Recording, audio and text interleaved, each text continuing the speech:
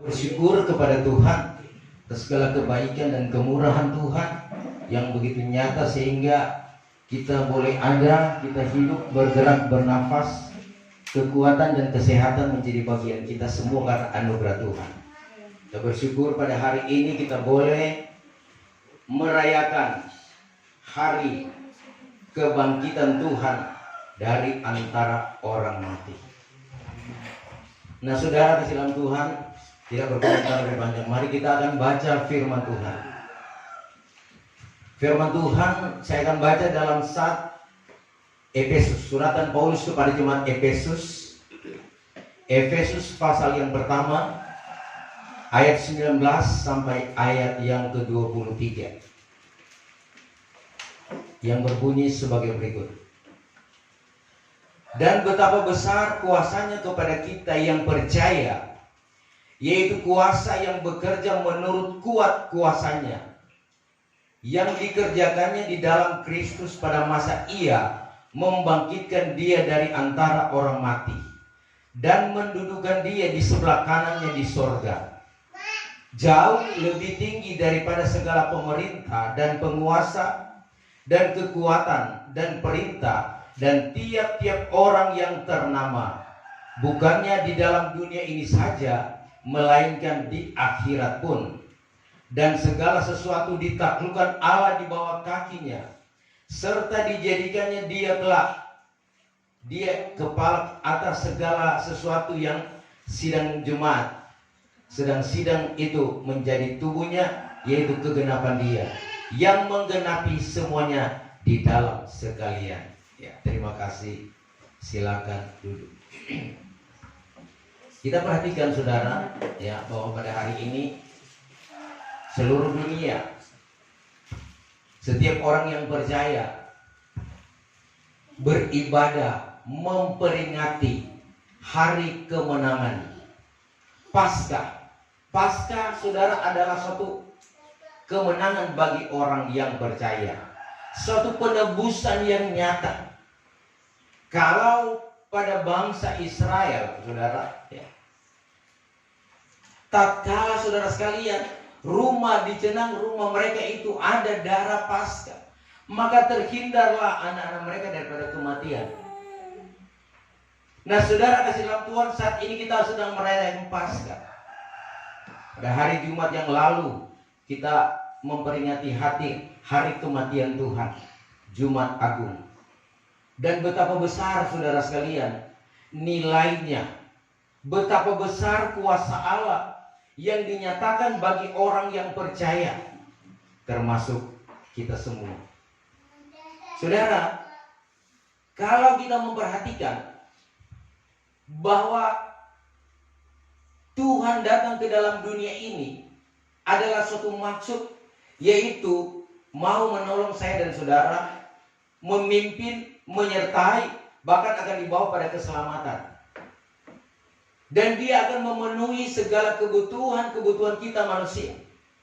Segala fasilitas Dia akan beri. Itulah kebaikan kemurahan Tuhan. Dan bukan saja Dia memberi segala fasilitas kebutuhan kita, tetapi Dia pun rela menebus kita dengan darah yang mahal. Tidak ada satu orang pun yang bisa mengorbankan nyawanya untuk dikorbankan bagi orang lain. Tetapi Yesus, Dia anak Allah yang tunggal satu-satunya. Dia datang ke dalam dunia ini untuk menebus dosa saya dan saudara. Dia sudah mengatakan kepada murid-muridnya, ya saudara, bahwa apa yang akan Dia kerjakan tatkala Dia mengadakan perjalanan ke Yerusalem. Dia katakan kepada murid-muridnya, Dia akan mengalami suatu penganiayaan, bahkan Dia akan dibunuh, Dia akan mati. Dan Dia katakan dengan jelas bahwa pada hari yang ketiga Dia akan bangkit dari antara orang mati. Kemudian Dia akan naik ke surga. Nah saudara, ini kuasa yang bukan hanya biasa-biasa saja, tetapi dikatakan dalam ayat pokok kita, saudara sekalian, betapa besar kuasa Allah kepada kita. Kuasa yang dikatakan menurut kuasanya, yang dikerjakannya di dalam Kristus pada masa ia membangkitkan dia dari antara orang mati. Jauh melebihi pemerintah-pemerintah, kepala-kepala yang ada di dunia ini. Bahkan saudara kasih dalam Tuhan, Tuhan membawa dia duduk di sebelah kanan Allah Bapa di sorga. Bahkan saudara kasih dalam Tuhan, segala sesuatu ditaklukkan di bawah kakinya. Luar biasa saudara. Jadi segala kuasa ada di dalam tangan Tuhan. Sebab itu dalam Matius pasal yang ke-28, kita perhatikan tatkala Tuhan bangkit dari antara orang mati, dia katakan segala kuasa diserahkan kepadaku. Percayalah kepadaku. Dan dia memerintahkan, pergilah kamu ke seluruh bumi, beritakanlah Injil itu. Barang siapa yang percaya, baptis, ajar, kemudian Tuhan akan menyertai. Tuhan akan menyertai dia, menyertai kita selama-lamanya. Saudara, berbicara pengalaman atau peristiwa yang terjadi, ya. Peristiwa yang terjadi, ya, di dalam Matius pasal yang ke-28, yaitu di mana kita melihat Maria Magdalena, murid-murid Tuhan, itu pagi-pagi hari mereka datang ke kubur, ya. Coba minta baca mulai ayat yang pertama. Yang pertama, setelah hari Sabat lewat menjelang menyingsingnya fajar pada hari pertama minggu itu, pergilah Maria Magdalena dan Maria yang lain menengok kubur itu. Maka terjadilah gempa bumi yang hebat, sebab seorang malaikat Tuhan turun dari langit dan datang ke batu itu dan menggulingkannya lalu duduk di atasnya. Wajahnya bagaikan kilat dan pakaiannya putih bagaikan salju. Dan penjaga-penjaga itu gentar, ketakutan dan menjadi seperti orang-orang mati. Akan tetapi malaikat itu berkata kepada perempuan-perempuan itu, janganlah kamu takut, sebab aku tahu kamu mencari Yesus yang disalibkan itu. Ia tidak ada di sini, sebab ia telah bangkit sama seperti yang telah dikatakannya. Mari, lihatlah tempat ia berbaring. Iya, sampai di sana. Saudara, kita perhatikan ya. Perempuan Maria Magdalena, ibu Yesus, ya, datang ke kubur. Ya. Mereka ingin melihat mayat Yesus, saudara. Tetapi apa yang terjadi sesuai yang dikatakan oleh Tuhan kepada murid-muridnya, ya, dia sudah tidak ada di sini.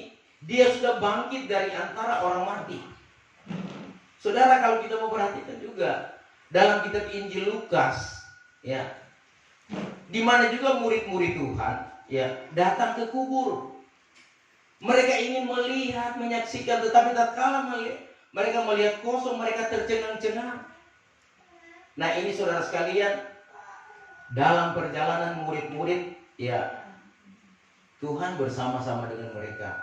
Dan mereka sedang berbicara tentang peristiwa yang sedang terjadi, yaitu guru mereka mati disalib. Peristiwa yang menggemparkan, ya. Tetapi apa yang terjadi kita melihat, ya. Tuhan sudah sampaikan terus terang bahwa dia akan mati. Dia akan saudara bangkit. Tetapi apa yang terjadi, murid-muridnya seakan-akan tidak memahami dan tidak mengerti, ya. Karena kalau mereka tahu, mereka paham, mereka tidak akan ke kubur untuk melihat, ya. Dan ini berbicara tentang krisis kepercayaan. Di tengah-tengah peristiwa yang terjadi, kegoncangan yang terjadi, di tengah-tengah sukacita dan duka cita, ya, karena dikatakan, ya, mereka berduka cita namun bercampur sukacita. Antara percaya dan tidak percaya. Dan inilah yang terjadi, mereka bingung. Dan pada waktu murid-muridnya berjalan ke Emmaus, ya, Tuhan sudah tunjukkan, pergi ke satu tempat, aku akan ada di sana. Tetapi dalam perjalanan pun Tuhan sudah ada bersama-sama.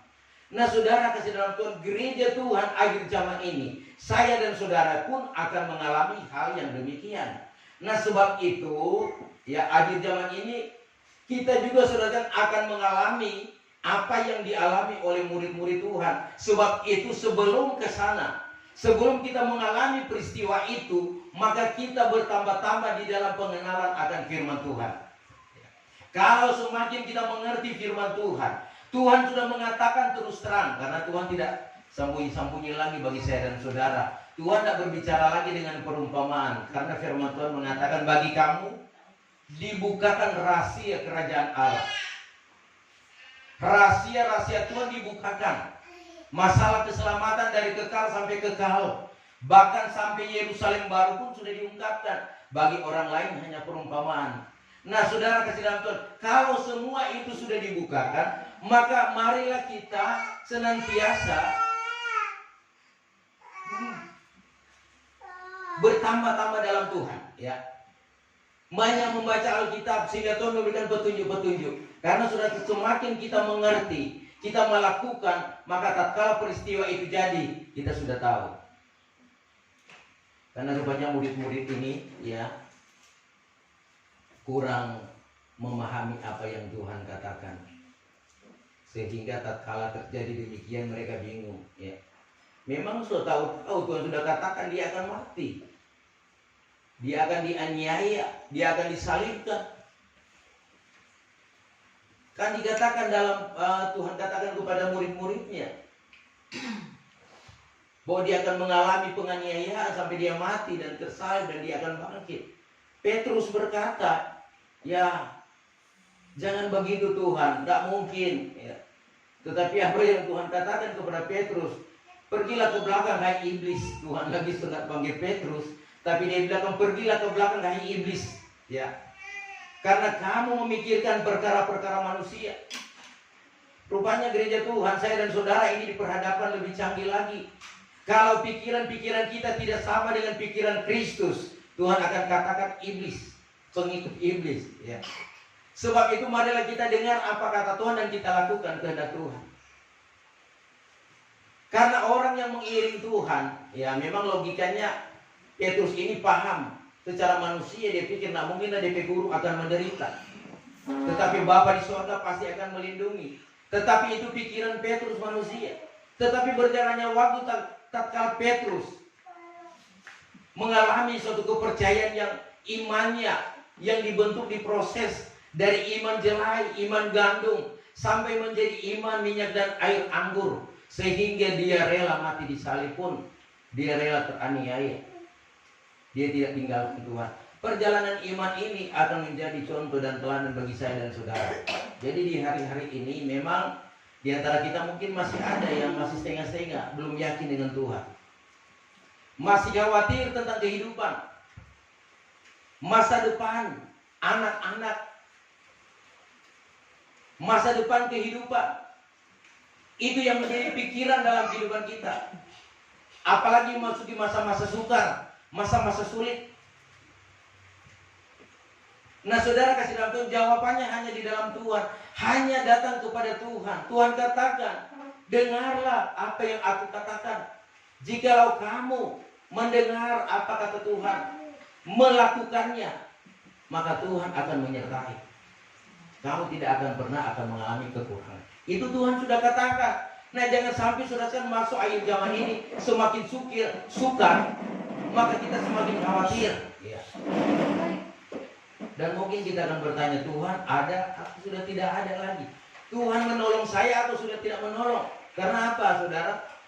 Mungkin kebutuhan sudah tidak cukup lagi, jalan tertutup, banyak masalah, banyak lawan. Dalam hal demikian kita akan mengalami kekhawatiran. Mungkin keluarga sudah meninggalkan kita, sudah jauh dari kita.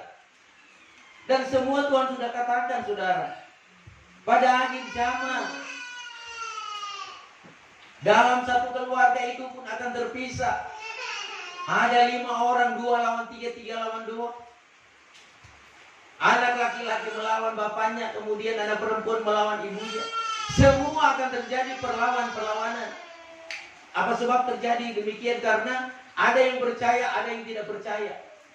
Nah saudara kasih dalam Tuhan, Bagi saya dan saudara, kalau kita sudah diajarkan firman Tuhan, maka hal ini pasti tidak akan terjadi bagi saya dan saudara sebagai keluarga yang percaya, keluarga Kristen. Sebab itu kita berdoa seperti apa yang Rasul Petrus katakan, supaya kita menjadi keluarga yang terpilih. Kaum imam-imam, imamat yang berkerajaan, bangsa pilihan Tuhan, keluarga pilihan Tuhan untuk memberitakan segala kebaikan-kebaikan Tuhan. Amin. Karena memang saudara sekalian, di antara keluarga, kalau nasihati, kalau tidak sepakat, ya akan terjadi percekcokan. Suami istri saja, dalam mereka merencanakan untuk membeli sesuatu, kalau tidak sepakat tidak akan jadi. Ya. Nah, oleh sebab itu, sepakat dulu, sehati dulu. Nah, saudara-saudara dalam iman, mari kita sehati dulu dengan Tuhan. Kita belajar apa kata Tuhan. Karena memang saudara firman Tuhan dengan jelas dikatakan, akhir zaman orang akan saudara merasa diri benar. Ya. Akan menjadi pembelot, akan menjadi pembohong. Membenarkan diri sendiri. Itu akan terjadi. Dan itu akan kita hadapi. Mari kita baca dalam kitab Rum pasal yang ke-10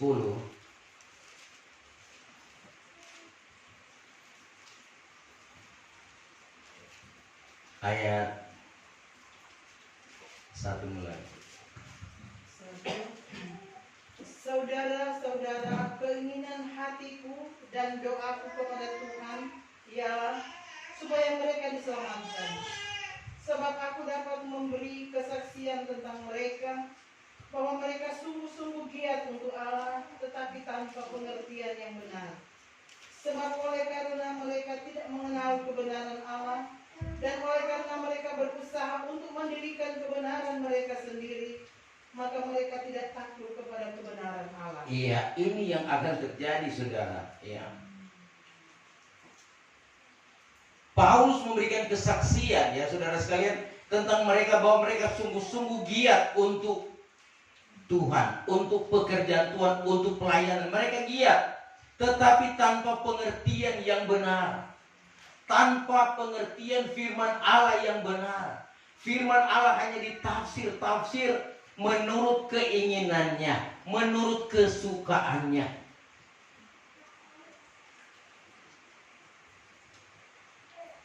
Sebab oleh karena mereka itu tidak mengenal kebenaran Allah, dan oleh karena mereka berusaha mendirikan kebenaran sendiri, maka mereka itu mereka tidak takluk kepada kebenaran Allah, ingin mendirikan kebenaran sendiri. Nah, ini saudara kasih dalam Tuhan mulai terjadi di hari-hari ini. Sebab itu kenapa terjadi perpecahan? Karena masing-masing mengatakan benar, saudara. Namun bagi orang yang percaya, orang yang memiliki Roh Kudus, dia selalu bertanyakan kepada Roh Kudus, dan Roh Kudus pasti akan menjawab. Yang benar adalah firman Tuhan, bukan manusia. Hukum-hukum Tuhan yang benar, bukan hukum-hukum manusia. Karena manusia itu, ya kita tahu Tuhan katakan bahwa pikiran-pikiran manusia itu, ya pada dasarnya tidak benar di pemandangan Tuhan. Karena manusia hanya memikirkan dirinya sendiri, tetapi pikiran-pikiran Tuhan itu adalah benar. Sebab itu Raja Daud katakan, aku amat suka akan kebenaran firman Tuhan. Dan firman itulah yang menerangi hatinya. Ini saudara sekalian menjadi tantangan bagi kita gereja Tuhan akhir zaman ini, agar supaya menghadapi masa-masa yang sukar, jangan kita tinggalkan Tuhan. Tuhan katakan, datanglah kepadaku. Kalau kamu punya masalah, datang kepadaku. Bahkan Tuhan katakan, serahkanlah segala khawatirmu kepadaku, aku yang mengerti dan peduli. Ya, memang saudara, firman Tuhan dikatakan saudara sekalian enak, ya. Sebab itu dikatakan dalam kitab Yeskel, kitab Wahyu, dikatakan di sana bahwa makanlah gulungan itu, gulungan kitab itu. Di mulut terasa manis, ya, tetapi di perut itu memahitkan. Apa artinya, saudara? Ya. Itu firman Allah tatkala kita dengar baik, ya. Kita dengar manis, tetapi tatkala kita mempraktekkan, itu pahit, saudara sekalian. Nah, ini saudara realisasi tatkala kita dipanggil oleh Tuhan. Namun saudara sekalian, sepahit apapun, mari kita tetap bertahan di dalam Tuhan. Karena saudara sekalian, di balik kepahitan itu ada kehidupan yang kekal, ada kesenangan yang tiada taranya. Karena saudara sekalian, dalam kepahitan ini kemudian kita mundur. Kita yang dikatakan orang yang malang, orang yang gagal. Tentunya kita, saudara sekalian, berharap tidak akan mengalami kegagalan. Apa sebab, saudara? Tuhan yang kita sembah, Tuhan Yesus Kristus, yang sudah bangkit dari antara orang mati oleh tangan kuasa Tuhan. Dia, saudara sekalian, akan naik ke sorga, menyediakan tempat bagi saya dan saudara. Dan dia sudah memberikan contoh teladan bagi kita. Apa yang dia lakukan, yaitu melakukan kehendak Bapa di sorga, melakukan kebenaran firman Tuhan. Itu yang kita harus ikuti. Sebab itu, saudara, memang firman Tuhan mengajarkan kita harus berjalan sesuai dengan kehendak Tuhan. Karena dikatakan oleh Raja Daud, firman-Mu itu pelita bagi kakiku dan suluh dalam perjalanan. Pelita artinya menerangi. Menerangi dalam perjalanan kita, suluh menuntun kita. Sehingga jalan yang kita tempuh ini tidak salah. Ibadah yang kita lakukan kepada Tuhan tidak salah. Sebab Nabi Yesaya, nabi-nabi yang lain mengatakan, ada jalan yang disangka lurus, disangka betul, tetapi ujungnya maut. Ada yang menyangka ibadahnya sudah benar, sudah berkenan kepada Tuhan, tetapi tatkala dia tutup mata, maka ujungnya neraka. Ini bahaya, saudara. Sebab itu, di akhir hari ini, kita harus pastikan bahwa jalan kita itu sudah benar. Karena apa, saudara sekalian? Tuhan selalu memberikan petunjuk dalam ibadah. Ada nubuatan, ada penglihatan, dan ada kehadiran Tuhan lewat kenyataan. Dan Tuhan akan mengingatkan. Nah, sebab itu dalam kita beribadah memang kita akan ditemplak oleh firman Tuhan. Kenapa kita ditemplak? Karena kehidupan kita belum sempurna. Nah, firman Tuhan datang untuk menyempurnakan, menegur kita. Kalau kita salah, kita ditegur. Karena dikatakan oleh firman Tuhan, barang siapa yang kukasihi, aku tegur. Ya. Dan Tuhan kalau mau tegur, saudara sekalian, ya juga saudara dia tegur dengan lembut. Kemudian tatkala dia sadar, ya syukur. Tapi kalau dia belum sadar, setengah keras. Ya. Kalaupun dia belum sadar, maka Tuhan tegur dengan keras. Orang Israel, saudara, orang pilihan Tuhan. Tuhan menegur. Bahkan tidak tanggung-tanggung kalau mereka tetap memberontak kepada Tuhan. Tuhan bunuh, saudara. Tuhan binasakan. Itu orang pilihan Tuhan. Nah, kita ini orang-orang pilihan Tuhan rohani. Tuhan menegur karena Tuhan sayang. Tetapi kalau kita terlalu kumabal atau tidak mau berubah, tidak mau bertobat, saudara, Tuhan akan bunuh. Tapi pertama Tuhan juga akan tegur-tegur, nasihatkan. Sebab itu mari kita peka akan suara Tuhan. Kalau Tuhan bicara, kurang dengar, kurang lakukan. Ya. Memang berat untuk melakukan, tetapi kalau kita melakukan akan indah di mata Tuhan. Karena apa, saudara sekalian? Perbuatan kita setiap hari itu, saudara sekalian, dilihat oleh Tuhan. Memang saudara sekalian, secara manusia, ya saya sebagai hamba Tuhan, sebagai gembala melihat, oh jemaat baik-baik semua. Tetapi belum tentu di pemandangan Tuhan. Mungkin hanya baik, mungkin ya tatkala ada di gereja, tapi tatkala sudah di rumah, maka saudara sekalian DPAC so muncul. Nah, sebab itu gereja itu dalam pembentukan kita. Bagaimana baik kita di gereja, begitu juga baik di rumah. Sebab itu kita gereja Tuhan harus hidup di dalam kebenaran. Kebenaran, saudara sekalian, memberitakan atau saudara mengajar kita untuk hidup dalam kebaikan. Kebaikan itu identik dengan pertobatan, bukan dengan kejahatan. Oleh sebab itu, saudara sekalian, kita perhatikan bahwa kuasa Tuhan membangkitkan dia dari antara orang mati. Kuasa ini juga yang akan membangkitkan saya dan saudara dari kematian iman. Dan kalaupun memang saudara sekalian kita akan masuk pada rencana Tuhan yang besar, Mungkin kita akan mendahului, tapi kita akan masuk pada kebangkitan yang pertama. Akan diangkat ke awan-awan yang permai, berpesta dengan Tuhan sampai Yerusalem baru. Tetapi kalau kita mati di luar Tuhan, ya kita akan masuk pada kebangkitan yang kedua. Dan itu tidak ada lagi keselamatan di sana. Semua akan masuk neraka. Oleh sebab itu, saudara, firman Tuhan mengajarkan di hari-hari ini, di tengah-tengah kita merayakan Jumat Agung, kematian dan kebangkitan Tuhan, mari kita membentuk terempe hati supaya kita lebih memahami maksud Tuhan. Kalau kita belum mengerti, bertanya-tanyakan Tuhan. Tuhan akan pasti memberikan petunjuk. Tapi jangan kita tidak mengerti, ya kita hanya diam-diam saja, saudara. Tetapi sampaikan kepada Tuhan. Berserulah kepada Tuhan, maka Tuhan akan mengungkapkan. Jadi saudara sekalian, kalau kita dalam kesulitan, datang kepada Tuhan, amin.